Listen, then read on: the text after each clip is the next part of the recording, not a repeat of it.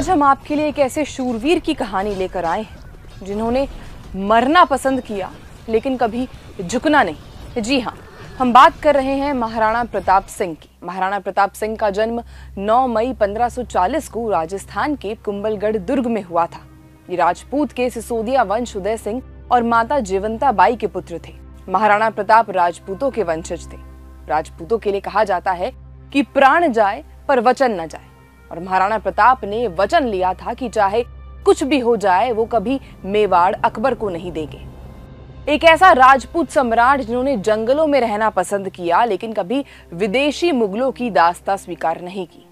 आइए आज आपको बताते हैं अपने पराक्रम और शौर्य के लिए जाने जाने वाले महाराणा प्रताप सिंह की कुछ खास बातें। महाराणा प्रताप की जयंती साल में 2 बार मनाई जाती है। 9 मई को अंग्रेजी कैलेंडर के हिसाब से इनका जन्म दिवस मनाया जाता है, लेकिन राजपूत हिंदी कैलेंडर की तिथि के हिसाब से इनकी जयंती मनाते हैं ज्येष्ठ शुक्ल तृतीया को, जो हिंदी कैलेंडर में हर साल बदलती है। लेकिन ऐसे पराक्रमी और शूरवीर को उनकी जयंती पर ही नहीं बल्कि हर दिन याद करना चाहिए।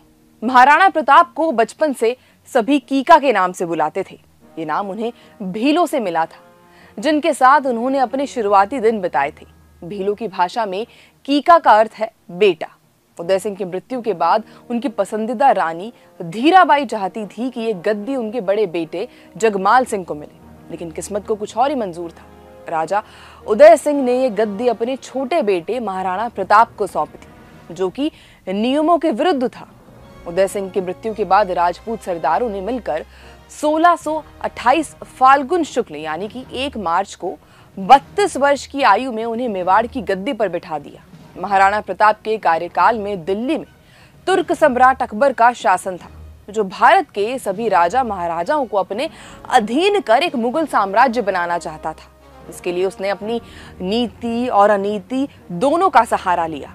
30 वर्षों के लगातार प्रयास के बाद भी अकबर महाराणा प्रताप को अपना बंदी नहीं बना पाया, और इस सपने को अपने साथ लेकर ही वो मर गया। जगमल सिंह को राजगद्दी कभी नहीं मिल पाई। इस वजह से वो महाराणा प्रताप से नफरत करने लगा था, और इस नफरत की आग में वो अकबर के साथ जाके मिल गया। जिस समय प्रताप ने गद्दी संभाली उस समय राजपूताना साम्राज्य काफी नाजुक दौर से गुजर रहा था। बादशाह अकबर के आगे अच्छे अच्छे राजपूत नरेशों ने अपने घुटने टेक दिए थे। कई राजाओं ने तो मुगल से अपने कुल की मान मर्यादा भुलाकर वैवाहिक संबंध तक भी बना लिए थे। लेकिन कुछ राजा महाराजा महाराणा प्रताप जैसे भी थे, जिन्हें मरना मंजूर था लेकिन अपनी मान मर्यादा से समझौता नहीं। वो अपने पूर्वजों की मर्यादा की हित में सुरक्षा में सदा अड़े रहे। इसीलिए वो अकबर की आंखों में हमेशा खटकते रहे। मेवाड़ को जीतने के लिए अकबर लगातार प्रयास करता रहा, लेकिन प्रताप ने कभी मुगलों की हुकूमत को स्वीकार नहीं किया। अब आप सोचिए उस व्यक्ति की वीरता कैसी होगी जिसके दुश्मन भी कायल थे, और उदारता तो ऐसी कि पकड़ी गई सभी मुगल बेगमों को सम्मान पूर्वक वापस भेज दिया था। माना जाता है कि इनकी मृत्यु पर अकबर तक की आंखें नम हो गई थी। अकबर ने यह तक कह दिया था कि देशभक्त हो तो ऐसा। आप सबको विश्व प्रसिद्ध हल्दी घाटी युद्ध तो याद ही होगा, जब अकबर साम दाम दंड भेद लगाकर भी महाराणा प्रताप को झुकाने में असफल रहा। महाराणा प्रताप को झुकाने में असफल रहा तो उसने आमेर के महाराजा भगवान दास के भतीजे कुंवर मानसिंह को विशाल सेना के साथ डूंगरपुर और उदयपुर के शासकों को अधीनता स्वीकार करने के लिए मजबूर करने के लक्ष्य के साथ भेजा। लेकिन मानसिंह की सेना महाराणा प्रताप को अपने अधीन झुकाने में असफल रही, जिसके बाद मानसिंह खुद महाराणा प्रताप से बात करने पहुंच गए। मानसिंह ने उन्हें अकबर के समक्ष झुकने की सलाह दी, लेकिन महाराणा प्रताप अपनी जिद पर अड़े रहे और युद्ध की घोषणा कर दी।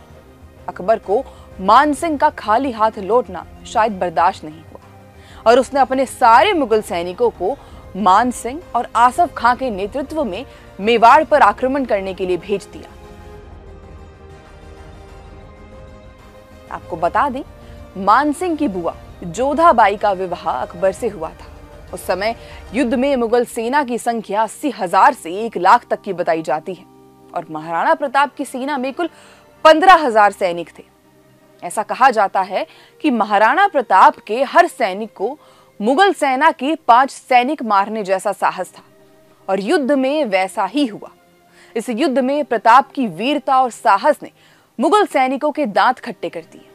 आप सुनकर हैरान हो जाएंगे कि महाराणा प्रताप 72 किलो का कवच पहनकर 81 किलो का भाला अपने हाथ में रखते थे।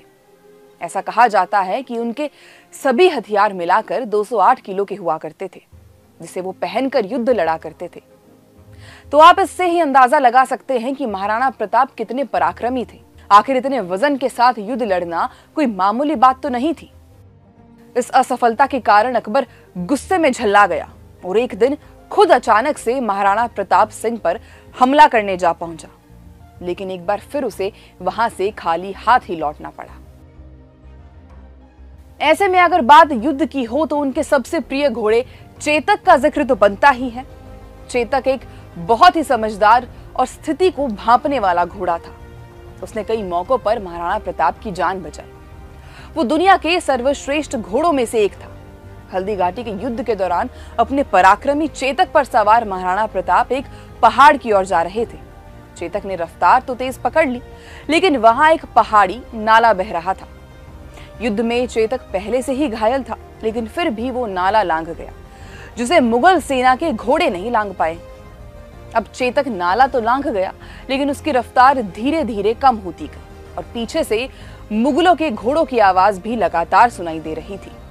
उसी समय महाराणा प्रताप को पीछे से एक आवाज सुनाई देती है, हो नीला घोड़ा रा अवसर। और वो आवाज थी उनके भाई शक्ति सिंह की। वो भी देशद्रोही बन चुका था, लेकिन जब उन्होंने अपनी भाई को दर्द में देखा तो वहां मौजूद दोनों मुगलों को मात के घाट उतार दिया और जीवन में दोनों भाई पहली बार प्रेम से गले मिले थे। उसी बीच चेतक जमीन पर गिर पड़ा और उसने अपने प्राण त्याग दिए। बाद में उस स्थान पर एक चबूतरा बनाया गया, जो आज तक चेतक के बलिदान की याद दिलाता है।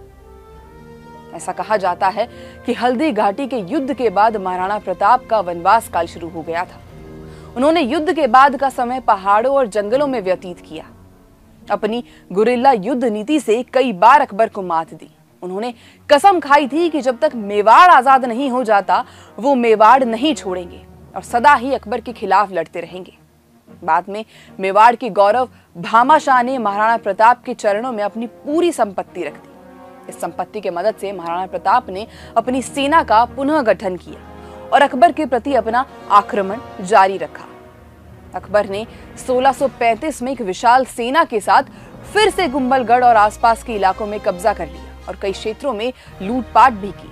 महाराणा प्रताप ने विशाल मुगल सेना के खिलाफ युद्ध जारी रखा और आखिरकार एक बार फिर मुगलों को खाली हाथ ही लौटना पड़ा। चित्तौड़ को छोड़कर महाराणा प्रताप ने सभी क्षेत्रों को पुनः स्थापित कर लिया था। साथ ही उदयपुर को अपनी राजधानी बना लिया था। ऐसा बताया जाता है कि लड़ते लड़ते युद्ध और शिकार की चोटों के कारण महाराणा प्रताप की मृत्यु 19 जनवरी 1597 में चावंड में हो गई। महाराणा प्रताप वीर गति को प्राप्त हो गए, लेकिन कभी अकबर की हुकूमत स्वीकार नहीं की। अकबर ने उन्हें समझाने के लिए साम दाम दंड भेद सब लगा दिए, लेकिन वो कभी उन्हें समझा नहीं पाए। अकबर का मेवाड़ को अपना बनाने का सपना सपना ही रह गया।